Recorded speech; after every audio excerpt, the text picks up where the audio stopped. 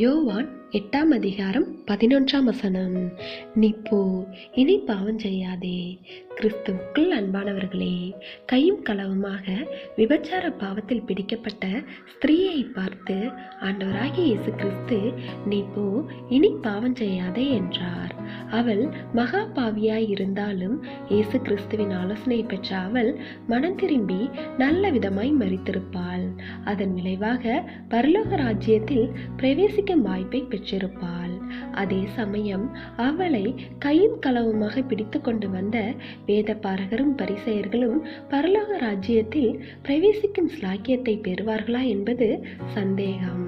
காரணம், அவர்கள் தங்களை பக்திமான்களாகவும் நீதிமான்களாகவும் வெளிப்புறமாக காட்டிக்கொண்டாலும் அவர்களுடைய இருதயமோ வெள்ளையடிக்கப்பட்ட பிரேத குழியை போல இருந்தது.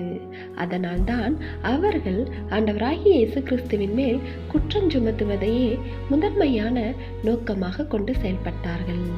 எனவே தேவ பிள்ளைகளே, இன்று நாம் தேவனுக்கு முன்பாக உண்மையும் உத்தமமாய் இருக்கின்றோமா, அல்லது நீதிமான் என்ற போர்வையை பொருத்தி கொண்ட பக்திமான்களாக இருக்கின்றோமா என்பதை சிந்தித்து பார்க்க வேண்டும்.